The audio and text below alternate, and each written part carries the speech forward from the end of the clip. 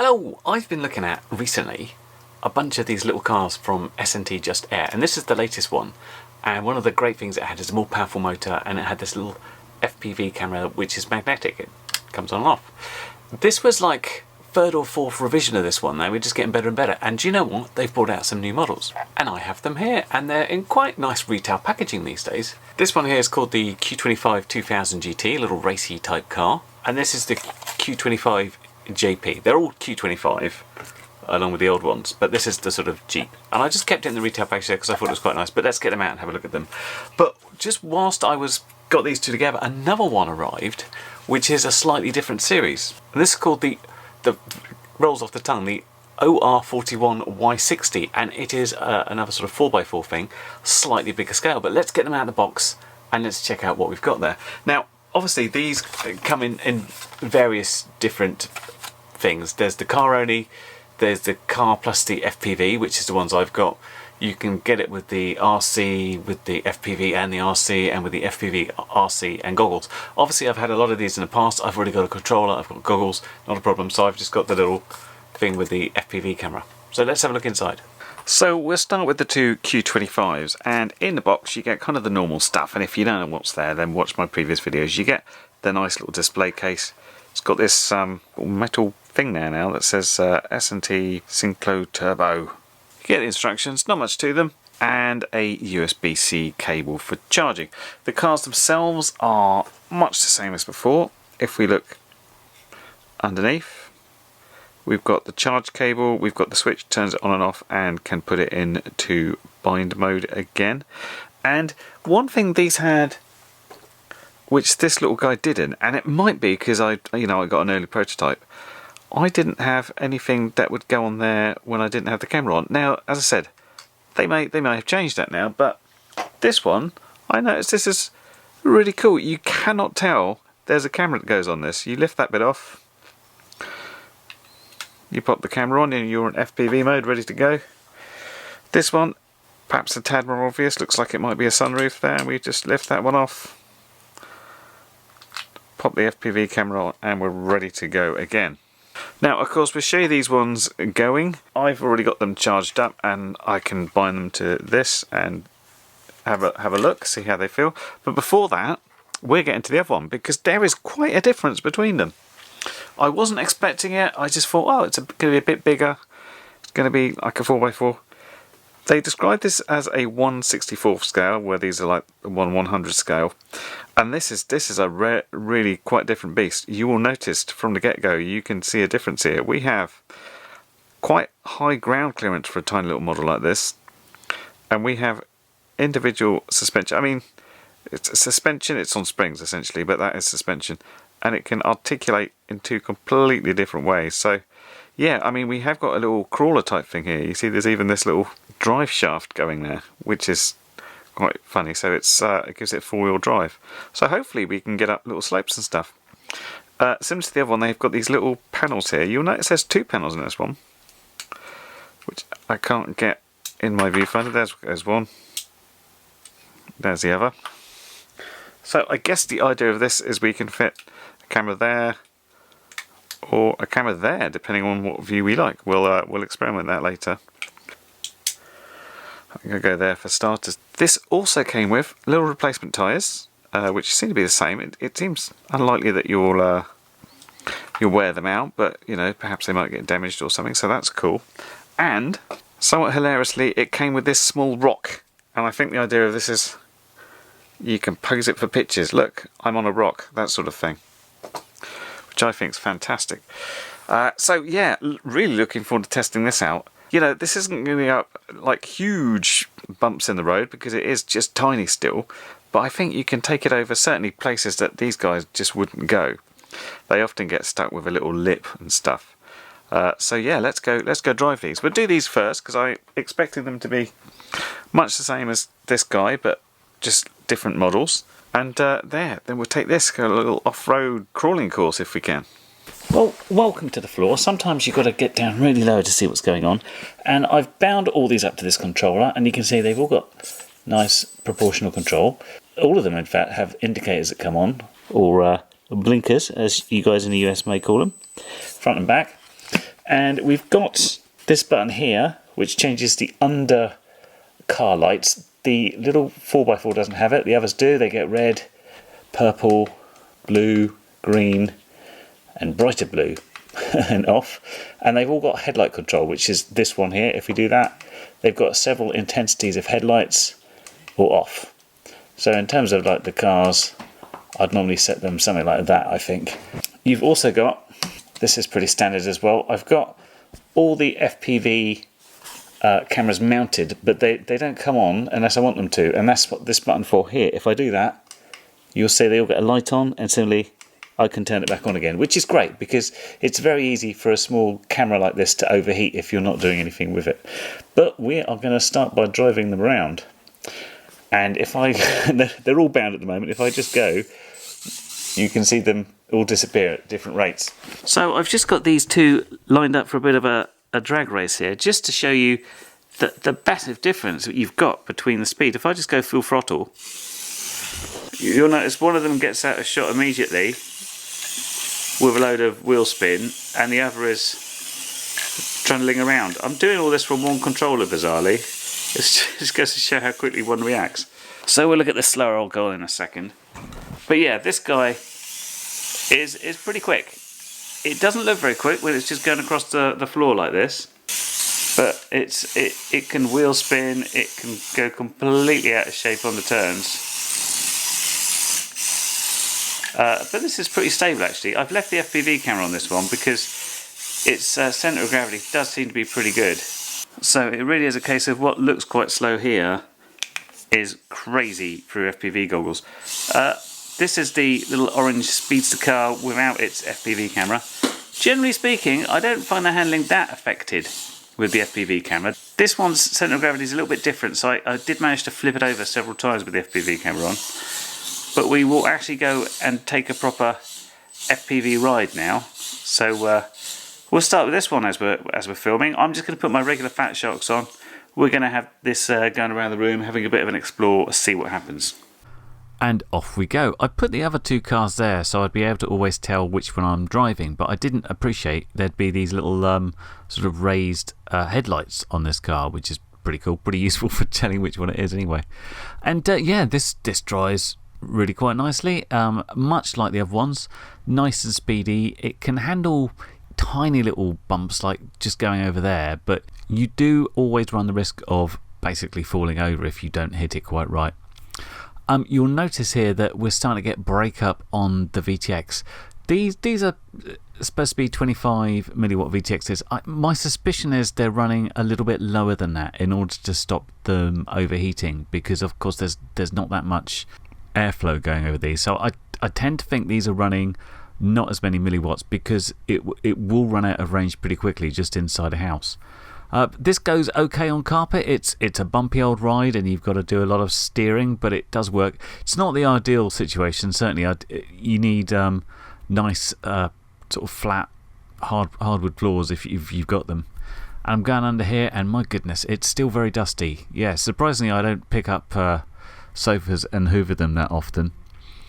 But yeah, made it through there okay, and I love just, picking small little places to go and explore and stuff. But yeah, cool, that was that one. So let's flick on over to the 4x4 and we're off again. And I kind of like this seeing the bonnet.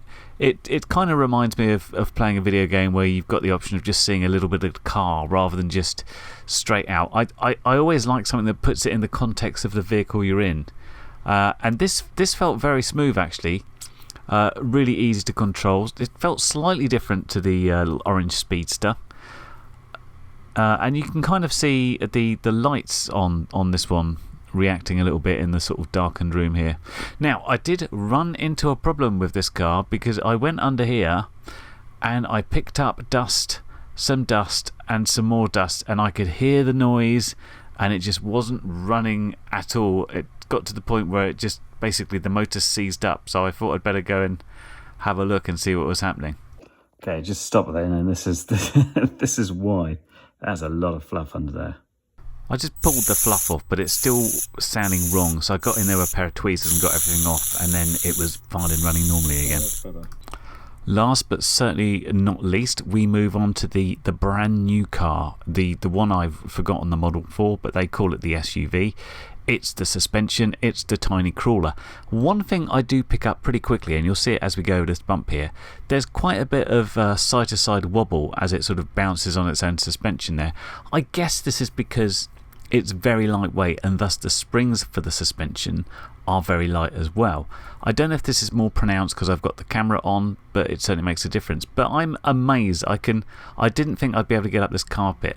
I mean, this rug is tiny in terms of what it looks like, but for a tiny car like this to be able to crawl over it is amazing. So I thought, let's go for it. Let's see if we can get over this thick cable. We do. First go. I'm pretty amazed. I really like the little tiny crawling aspect of this one. I'm starting to think about what can I do with it? What interesting things. What I've done here, you'll notice there's a slightly different position.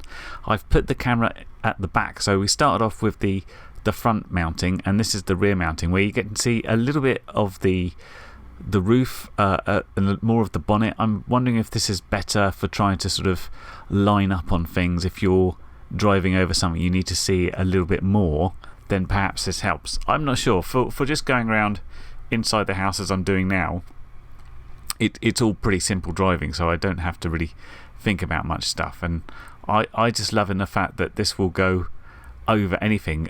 The little tiny race cars would have absolutely no chance of doing anything like this. This thing just eats up just sort of carpet and bumps and even cables to get over. So that is pretty exciting for me.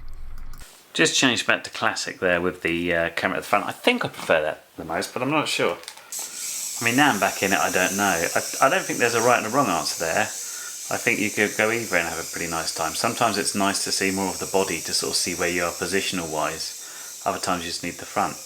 I think my only criticism about this is that the side to side wobble. It can get a little bit intense. Maybe there just needs to be a little bit harder on the suspension there, so you can actually drive it without too much wobble. But of course this is so small, I suppose you need, quite weak springs in order to have the suspension have any effect at all.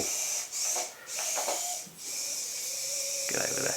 But I think what I'm going to do, I'm going to take it outside. I've got this sort of slate rock in my garden, just sort of flat slate, and I think that would be the sort of the perfect off-roading experience for this one. But it seems pretty good. Obviously it's got no problems getting on carpet and getting over little bumps and lumps.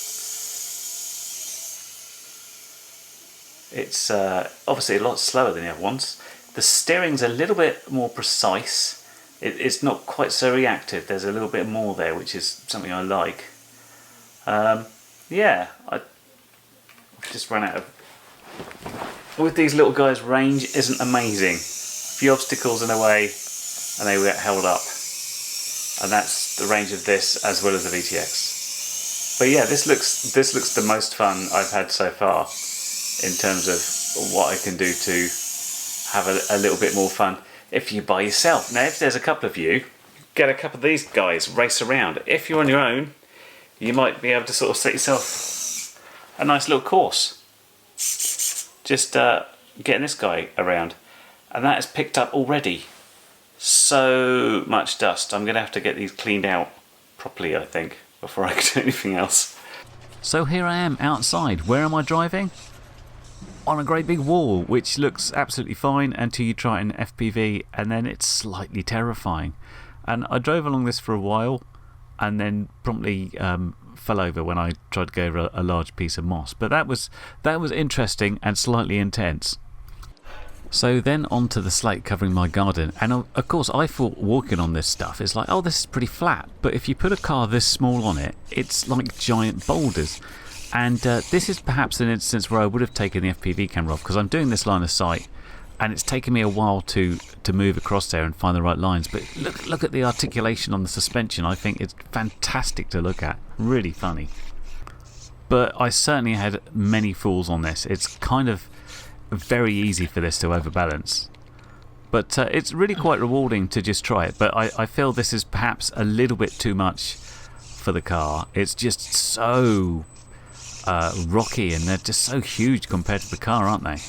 But as I kept going, I was building a little bit of technique about, like, if it leant one side, then it meant you had to sort of steer into it to bring it back. So I thought, you know what, let's try FPV and see what happens. And the quick answer to that is it's really hard driving this in FPV. You can't really see what all the wheels are doing, how unbalanced it is, and it's quite easy to fall over. So I thought it might be a little easier if I swapped the camera to the rear position and I could see a little bit more of the car and how it balances, and then try and turn into it as it goes. You see, I'm having to do quite a lot of reversing and going forward to try and get over these really big boulders for this little car. And again, I got kind of half a technique going, but I didn't really get to go where I wanted to go. It's kind of more I had to follow the dips and bumps of the stones. And yeah, there was an awful lot of tipping the car over. So I think this is probably too bumpy, but it just kind of shows the extremes of what this tiny little crawler can actually do. And I was, again, pretty impressed by what it could actually do. Well, no secret that I was already a fan of these little guys, and the fact that Just Air have been going back and revising and just making it better and better all the time is fantastic. These guys drive brilliantly. They're perfect for if you want to sort of be at home and just race around with the kids or something. Everybody has their own set of goggles and stuff, and these are really good fun. And these ones are already out there on the website, and you can get them, the car on its own, the car with the little FPV camera, or all that with the controller, and all that with the little goggles as well. If you want to check out what the goggles and the whole set looks like, have a look at my previous video. I'll put a link up here and you can have a look at what the box comes in. But the real star of the show for me was the new guy. This is the OR40-Y60, otherwise just known as the SUV, and it's the one with the suspension. Now at the moment this is a prototype one, it's not in mass production as yet, so I've no idea about the prices. I suspect it's going to come in a similar sort of package, so you can just have the car and the FPV box, the FPV box and the controller, or that with the goggles as well. No idea about the price.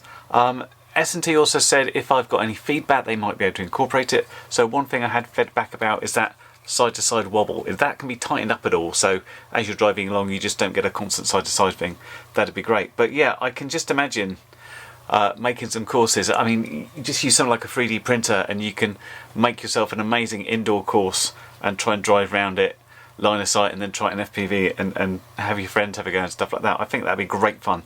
Also, quite cool if, as I said, these are fantastic if you've got a couple of people and you're having races together. But if you haven't got that, or you haven't got much hardwood floor in your house, this is much better for like driving over everything. This is more of like explore the house type of thing and get over obstacles, whereas this is like racing around sort of stuff. But yeah, as soon as the price and availability comes available, I'll update the description down below with the details. But right now, I haven't got a clue. But yeah, check it out when it comes out, because it's really, really fun. I like that one.